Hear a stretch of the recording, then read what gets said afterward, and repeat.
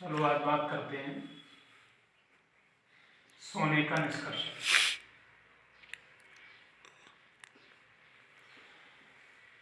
Gold के निष्कर्ष के बारे में बात करते हैं।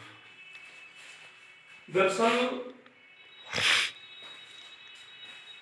ये हमारे पास इलेक्ट्रोकेमिकल सीरीज जो हमारे पास विद्युत रासायनिक श्रेणी होती है, हम उसमें ये देखते हैं, थोड़ा रफ अच्छे से समझने का प्रयास करेंगे। H पॉजिटिव हाइड्रोजन परमाणु से जो जस्ट नीचे की धातुएं होती हैं वो निष्क्रिय अवस्था में पाई जाती हैं। Copper, silver, mercury, copper, mercury, silver, Pta, ये जो धातुएं हैं हमारे पास, ऑलरेडी इनको निष्क्रिय धातुओं के नाम से जानते हैं। जब इनको निष्क्रिय धातुओं के नाम से जानते हैं, फिर भी इनमें ऊपर से नीचे की तरफ यदि चलते हैं तो सक्रियता का क्रम घटता है। इनमें यदि सक्रियता का क्रम देखा जाता है तो कॉपर प्रबल सक्रिय होता है। इसी कारण से हमने देखा था कॉपर पायराइड एक संयुक्त अवस्था में था, मुक्त अवस्था में नहीं था। लेकिन जो हमारे पास Au और प्लेटिनम, ये तो धातुएं ऐसी होती हैं जो मुक्त अवस्था में पाई जाती हैं। ये किसी के साथ रासायनिक संगठन सूत्र नहीं बनाती हैं, मुक्त अवस्था में पाई जाती हैं। तो Au हमारे पास जो है वो बिल्कुल पूरी तरह से मुक्त अवस्था में पाई जाने वाली धातु होती है। तो हम इसी का जब निष्कर्षण करते हैं तो इसका अयस्क न हो करके ये अयस्कों जैसी कंडीशन में जाकर के बिल्कुल मुक्त अवस्था में पाई जाती है। तो इसका शोधन, केवल शोधन किया जाता है, इसका रासायनिक विधियों के द्वारा इसका निष्कर्षण करते हैं। निष्कर्षण करने पर हम ये देखेंगे, जब सोना निकालने के लिए हम क्या करते हैं, और एक अयस्क को लेते हैं। यहाँ पर गोल्ड का सिंबल पहले से लिखा है, लेकिन ऑरेट अयस्क हम इसको बोलते हैं क्योंकि ये एक मुक्त अवस्था में होता है, इसमें अन्य कोई भी परमाणु नहीं जुड़े होते। इसका मुख्य रीजन ये होता है। अब हम ऑरेट लेकर के हम इसमें सोडियम साइनाइड, सोडियम साइनाइड का प्रयोग करेंगे, प्लस जल का प्रयोग करेंगे, प्लस ऑक्सीजन। फिर समझने का एक बार प्रयास करते हैं, बहुत अच्छे से समझते हैं। सेम कंडीशन तो हमारे पास कल हमने पिछली वीडियो में निकाली थी, सिल्वर का निष्कर्षण Ag2S सिल्वर गिलांस से किया था। तो हम यहाँ पर ये देखेंगे, ऑलरेडी ऑरेट का गोल्ड का हमारे पास जो सिंबल है वो लिखा हुआ है, फिर भी हम इसी को निकालना जा रहे हैं। जब निकालने जा रहे हैं तो हम यहाँ पर सीख सकते हैं कि एक संयुक्त अयस्क न होकर के प्लेटिनम और गोल्ड दोनों ऐसी धातुएं हैं जो मुक्त अवस्था में पाई जाती है, इनके साथ कोई भी परमाणु संयुक्त न होकर के स्थित होता है। तो अब हम यहाँ पर ये सीखेंगे, सोडियम साइनाइड का प्रयोग करते हैं। क्यों? क्योंकि ये जो मेटल्स होती हैं हमारे पास, संकर लवण, जटिल कॉम्प्लेक्स साल्ट बनाने का गुण रखती हैं, क्योंकि इनके पास जो अतिरिक्त डी ऑर्बिटल होते हैं वो अगले परमाणुओं या समूहों को अपने डी ऑर्बिटल में समावेशित करने की क्षमता रखते हैं। जैसे हम कल सीखे थे, सिल्वर ने एक कॉम्प्लेक्स लवण बनाया था, बनाने की क्षमता है उसके पास, NaAgCN का होल्ड ट्वाइस, हम इसको बोलेंगे कॉम्प्लेक्स साल्ट।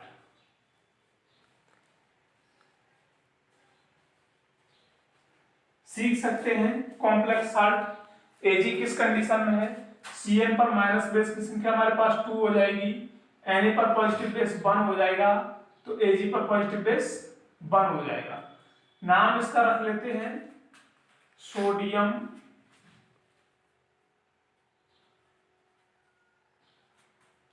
डाइसाइनो अर्जेंटेट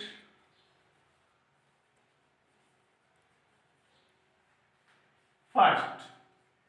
इसी प्रकार से हम यहाँ पर जो Au है ये भी कॉम्प्लेक्स साल्ट बनाने की क्षमता रखता है। तो हम पहले इसका कॉम्प्लेक्स साल्ट देखते हैं, कॉम्प्लेक्स साल्ट है क्या। हम सोडियम हमारे पास केंद्रीय परमाणु जो होता है उससे सहायक परमाणु हमारा पॉजिटिव सोडियम AuCN का होल ट्वाइस। जो सेम कंडीशन है Ag के स्थान पर बस Au आ जाता है। तो अब हम यहां पर इसे लिख सकते हैं सोडियम डाइसाइनो, 2 के लिए हम डाई लगा देते हैं, Au ऑरेट फर्स्ट। दोनों ही हमारे पास कॉम्प्लेक्स साल्ट हैं, तो दोनों जब कॉम्प्लेक्स साल्ट बनाने की क्षमता रखते हैं, इनके पास कोऑर्डिनेशन बॉन्ड बनने की क्षमता होती है। इसी कारण से हम इसको Au को और Ag को पूरी तरह से अपचयन विधि द्वारा हम विस्थापित करने की प्रोसेस करते हैं। केमिकल रिएक्शन में देखेंगे Au प्लस, और इससे जो हम Au निकालने के लिए जा रहे हैं,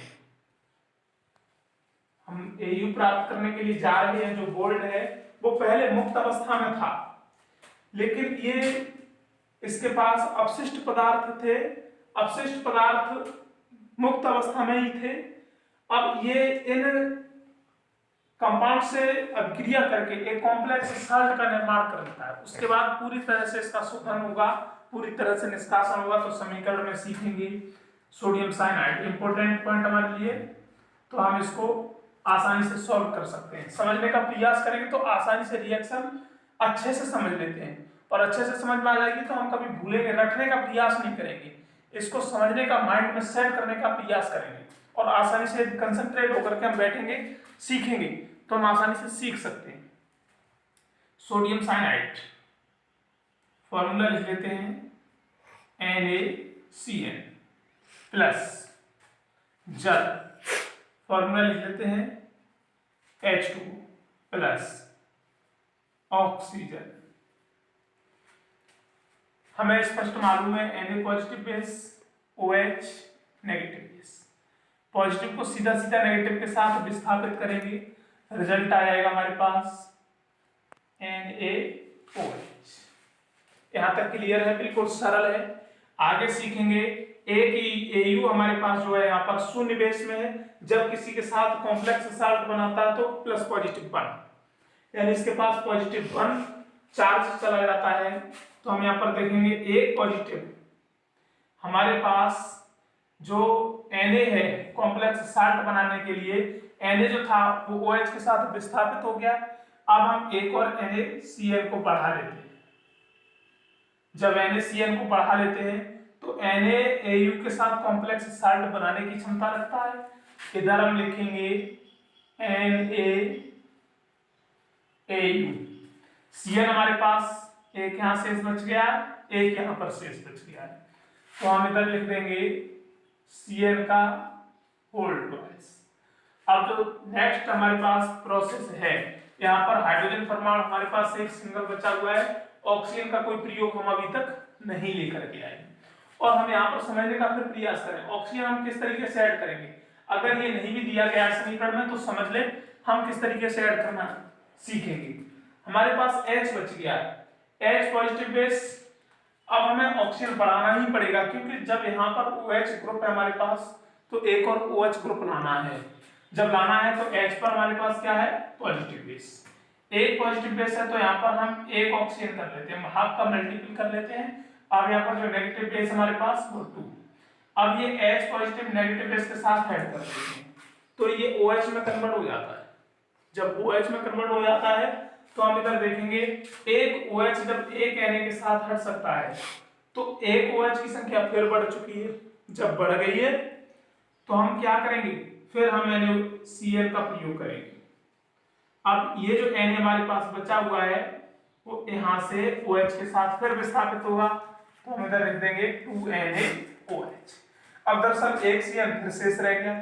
जब एक CN पहले भी शेष था तो हमने एक NaCN को बढ़ा करके कॉम्प्लेक्स साल्ट बना लिया था। अब यहाँ पर एक CN फिर शेष बचा हुआ है, यदि हम एक NaCN को फिर बढ़ा लें तो कॉम्प्लेक्स साल्ट बढ़ाने के लिए हम ऑरेट का प्रयोग डबल कर लेते हैं। तो मैंने एक CN जो बचा हुआ है शेष, एक NaCN को फिर बढ़ा लिया। जब NaCN को बढ़ा लिया तो हमारे पास Na की जो संख्या है वो एक और बढ़ चुकी है, Cn की संख्या 2 बढ़ चुकी है, तो हम क्या करेंगे, Au की संख्या को भी डबल कर लेते हैं। तो Na की संख्या में पूरे केमिकल कंपाउंड्स में 2 का मल्टीपल कर देते, Na की संख्या 2 हो जाएगी, Au की संख्या डबल करनी पड़ेगी हमको समीकरण बैलेंस करने के लिए। Au हमारे पास डबल हो गया, Cn की संख्या 1 2 3 4, तो हम लिख सकते हैं फॉर्मूला NaAuCl का होल ट्वाइस। हमारे पास कॉम्प्लेक्स साल्ट बन करके तैयार हो गया। अब पूरे समीकरण को हम एक ही स्टेप में लिख सकते हैं आसानी से।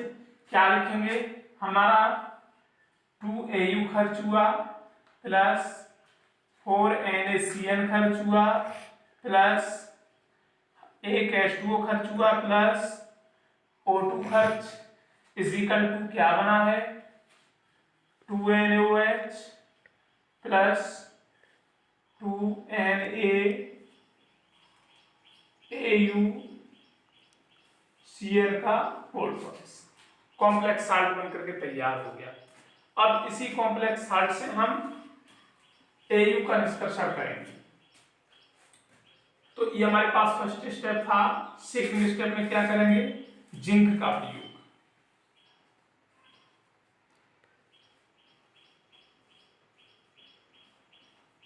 सेकंड स्टेप में Zn का प्रयोग करते हैं। समीकरण पहले लिख लेते हैं, जो हमारे पास प्रोडक्ट बचा हुआ है हम उसे लिख लेंगे NaAuCl का होल ट्वाइस प्लस Z। अब यहाँ पर ये सीखेंगे Zn ही क्यों लिया, क्योंकि हम एक इलेक्ट्रोकेमिकल सीरीज में डेफिनेशन पढ़ करके आए हैं, ये सीख करके आए हैं प्रबल धातु, जो हमारे पास प्रबल धातु है वो दुर्बल धातु को उसके लेवल से पूरी तरह से विस्थापित कर देती है। ये प्रबल धातुओं का क्रम होता है। तो Zn, अब हम यहाँ से Au को उसके स्थान से Au को विस्थापित कर देगी और स्वयं आकर के Zn विराजित हो जाएगी, स्वयं आकर के उसमें रिएक्शन भाग ले लेगी। तो हम जानते हैं यहाँ पर Zn जब अकेला है, समान परमाणु है, अकेला है, तो शून्य प्लस में शून्य आवेश पर है लेकिन जब ये रिएक्शन में पार्टिसिपेट करता है, भाग लेता है, तो पॉजिटिव 2 में चला जाता है। यहाँ पर Au पर अभी जो जुड़ा है वो पॉजिटिव 1 के साथ जुड़ा हुआ है। अगर हम 2 का मल्टीपल कर लेंगे तो हमारे पास 2 पॉजिटिव हो जाएंगे। एक Au पर एक पॉजिटिव, 2 का मल्टीपल कर लेते हैं तो Au पर हमारे पास 2 पॉजिटिव हो जाते हैं।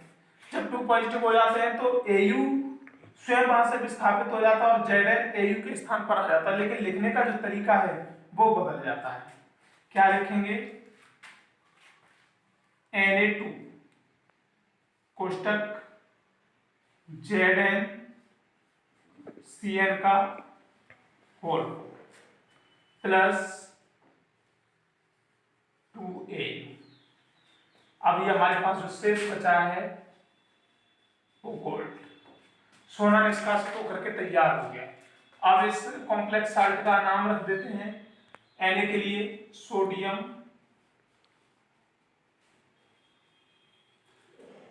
चार Cn के लिए हम लगाएंगे टेट्रा साइनो जिंकेट। ये हमारे पास गोल्ड निकल करके तैयार हो चुका। हम पूरे समीकरण को एक बार फिर समझ लेते हैं। दरअसल हमें क्या क्या लेना है समीकरण में, हमको गोल्ड हमारे पास मुक्त अवस्था में है, हम इसका शोधन करेंगे, हम इसको निष्कासित करेंगे। तो गोल्ड की अभिक्रिया सोडियम साइनाइड से करते हैं, जो हमारे पास अयस्क दिया है उसकी अभिक्रिया सोडियम साइनाइड प्लस जल प्लस ऑक्सीजन, तीनों के साथ जब करते हैं तो सिस्टम के अकॉर्डिंग करने के बाद रिजल्ट हमको एक कॉम्प्लेक्स साल्ट प्राप्त होता है। उसी कॉम्प्लेक्स साल्ट को फिर एक प्रबल मेटल के साथ, उसको उसी के सक्रिय धातु के साथ जब रिएक्ट करते हैं तो ये उसके स्थान पर प्रबल धातु दुर्बल धातु को उसके लेवल से विस्थापित कर देती है। जब लेवल से विस्थापित कर देती है तो हम यहाँ पर सीख सकते हैं Zn उसके स्थान पर Au के स्थान पर आकर के फिट हो जाता है और Au को उसके लेवल से विस्थापित कर देता है। तो गोल्ड का निष्कर्षण हम आसानी से सीख सकते हैं। अब सीखेंगे जिंक का निष्कर्षण। जिंक के निष्कर्षण में देखेंगे, नेक्स्ट में सीखेंगे Zn का निष्कर्षण।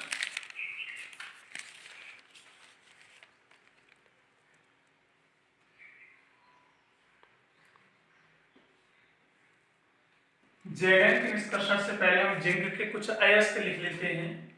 Zn के अयस्क, Zn के अयस्क में देखेंगे सबसे पहले हमारा जिंक ब्लेंड,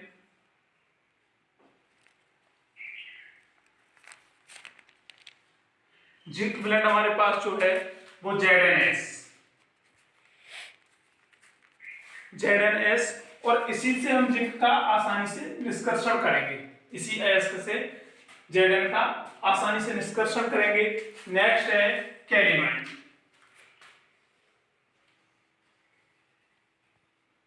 कैलीमाइन में देखते हैं ZnCO3। नेक्स्ट जिंकाइट की बात करते हैं, थर्ड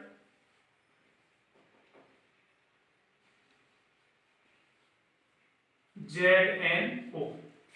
हमारे पास ये अयस्क दिए, दरअसल Zn के हमें दो अयस्क मालूम होने चाहिए, तो पूछते हैं वो डायग्राम में जिंक के दो अयस्कों के नाम एवं रासायनिक सूत्र लिखिए, जिंक ब्लेड, कैलीमाइन और जिंकाइट।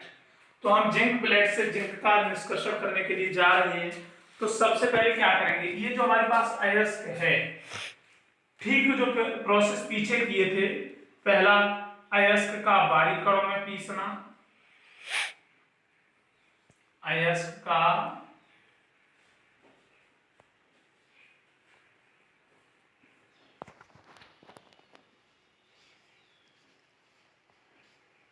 बारीक कणों में पीसना, सेकंड अयस्क का सांद्रण,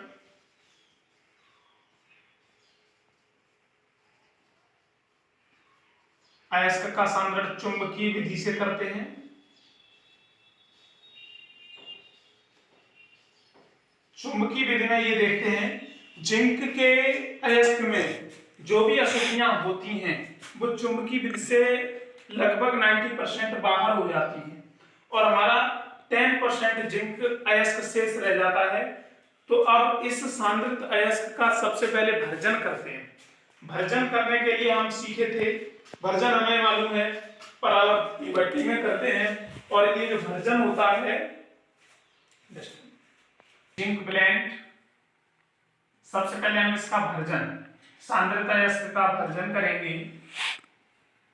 भर्जन करने के लिए कंसंट्रेट और लेते हैं, सांद्रित अयस्क लेते हैं और ये ऑक्सीजन की उपस्थिति में करते हैं।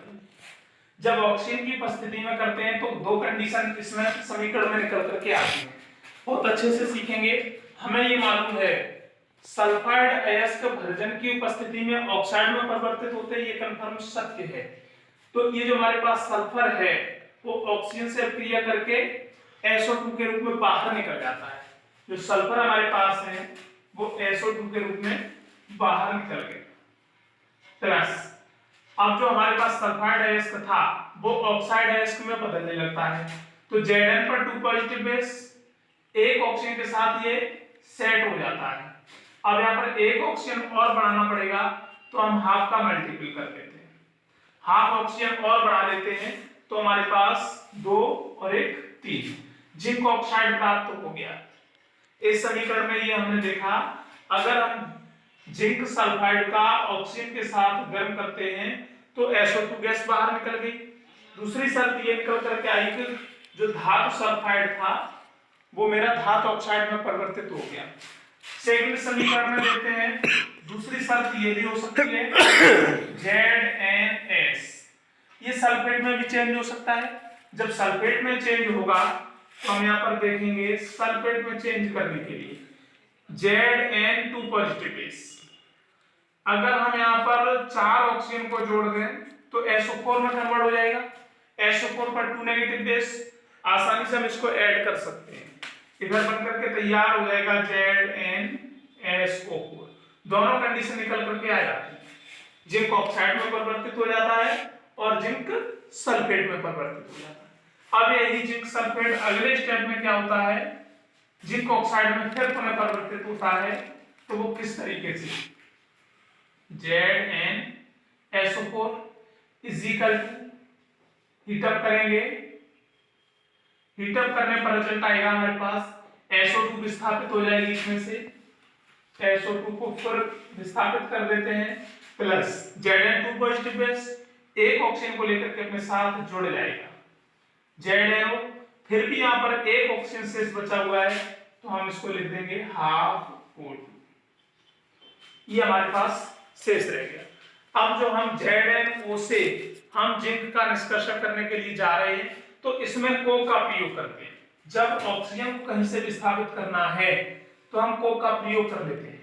नेक्स्ट स्टेप में देखेंगे ZnO प्लस कोक, और जब कोक का प्रयोग किया जाता है तो रिजल्ट क्या निकल करके आता है, हाफ ऑक्सीजन के साथ ही कार्बन मोनोऑक्साइड में परिवर्तित हो जाता है।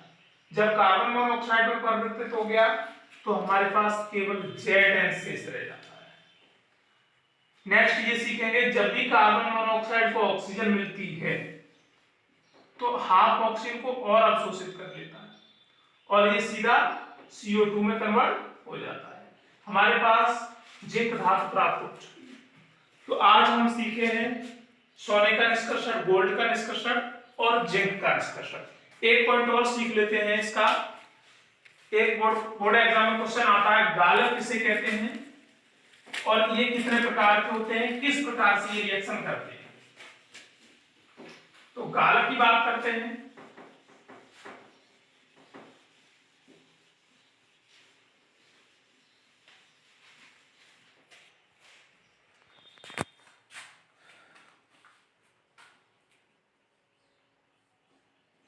गालक की बात करते हैं। फ्लक्स, फ्लक्स क्या होते हैं, गालक क्या होते हैं, ऐसे रासायनिक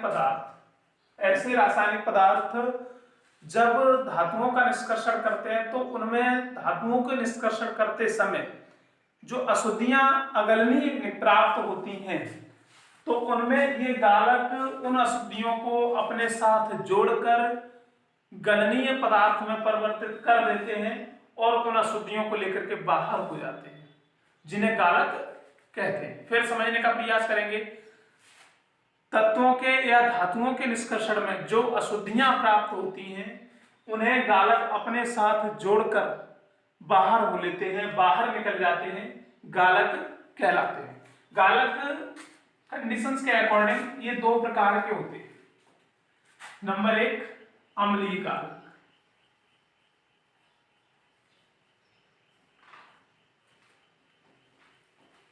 नंबर दो, क्षारीय गालक।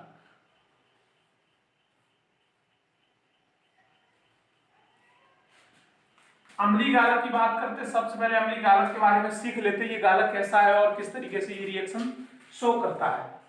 तो अब हम यहाँ पर ये देखेंगे, जब कॉपर को निष्कर्षित करते हैं, कॉपर को निकालते हैं, तो हम पीछे सीखे थे कॉपर को निकालते वक्त Cu2S और FeS दो केमिकल्स, दो हमारे पास दो धातुओं के मिश्रण सल्फाइड के रूप में प्राप्त हुए थे।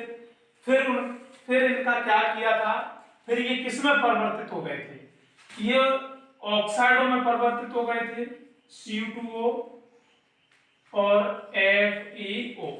तो यहां पर जो हमारे पास FeO है वो एक अगलनीय अशुद्ध पदार्थ है, जिसको हम समझ सकते हैं कॉपर पायराइड से कॉपर का निष्कर्षण पीछे भी थे। तो कॉपर पायराइड से हमको कॉपर निकालना था, कॉपर भी है यहाँ पर और अशुद्ध पदार्थ आयरन भी है, अपशिष्ट पदार्थ आयरन भी है, जिसको बाहर निकालने के लिए हम गालक का प्रयोग करते हैं। अब हमें ये मालूम है इसको बाहर निकालने के लिए किस गालक का प्रयोग करते हैं। ऑलरेडी यहाँ पर धातुओं के ऑक्साइड जो होते हैं तो हमें ये दिखाई दे रहा है धातु ऑक्साइड। धातु ऑक्साइड जो होते हैं वो क्षारीय होते हैं। जब इसके अंदर क्षारीयता का क्रम है तो हम अम्लीय गालक का प्रयोग करते हैं। तो इसकी डेफिनेशन, इस एग्जांपल के अकॉर्डिंग डेफिनेशन बनाते हैं। जब किसी धातु निष्कर्षण में कोई क्षारीय अपशिष्ट पदार्थ पाया जाता है तो अम्लीय गालक का प्रयोग करते हैं। क्षारीय गालक, क्षारीय अपशिष्ट पदार्थ अम्लीय गालक के साथ जुड़कर एक गलनीय अपशिष्ट पदार्थ के रूप में परिवर्तित हो जाता है और यह आसानी से बाहर निकल जाता है। समीकरण सीखेंगे हमें अम्लीय गालक में उदाहरण है हमारे पास SiO2 जिसका नाम है सिलिका